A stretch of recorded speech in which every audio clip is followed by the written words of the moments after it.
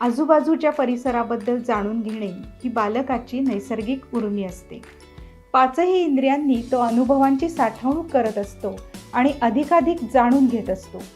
आजच्या व्हिडिओमध्ये मुलांना विविध पक्षी, प्राणी यांच्या राहण्याच्या ठिकाणांबद्दल अधिक जाणून घेता येईल. या उपक्रमासाठी तुम्हाला विविध प्राणी, पक्षी आणि त्यांच्या घरांची चित्रांची आवश्यकता आहे, जी तुम्ही स्वतः तयार करू शकता किंवा जुन्या वर्तमानपत्रातून किंवा मासिकांमधून काढू शकता. मुलांबरोबर अंगणवाडीत हा खेळ कसा खेळता येईल ते बघूयात. सुरुवातीला ताई मुलांना ते कुठे राहतात आणि अंगणवाडीत कुठून येतात असे विचारून त्यांना गुंतवून ठेवतात आणि मुले उत्साहाने ते त्यांच्या घरून आल्याचे उत्तर देतात.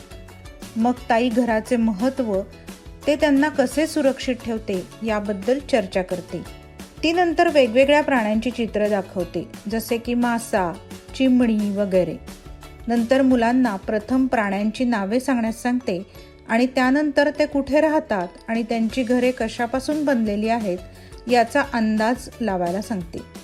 सर्वजण मिळून चर्चा करतात की घराचे महत्त्व काय, तसेच वेगवेगळ्या प्राण्यांची घरे कशी वेगवेगळी असतात, त्यांच्या गरजा पूर्ण करतात आणि त्यांना सुरक्षित ठेवतात याबद्दल सुद्धा मुले बोलतात. मुले उत्साहाने चर्चेमध्ये आणि गप्पांमध्ये भाग घेतात. ताई मुलांचे त्यांच्या सहभागाबद्दल कौतुक करते. छान आहे ना हा उपक्रम?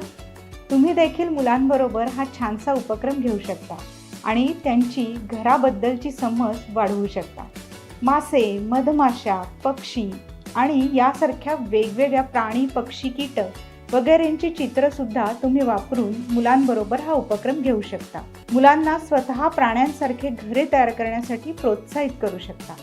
पुन्हा भेटूया एका नवीन व्हिडिओमध्ये, एका नवीन उपक्रमात. धन्यवाद.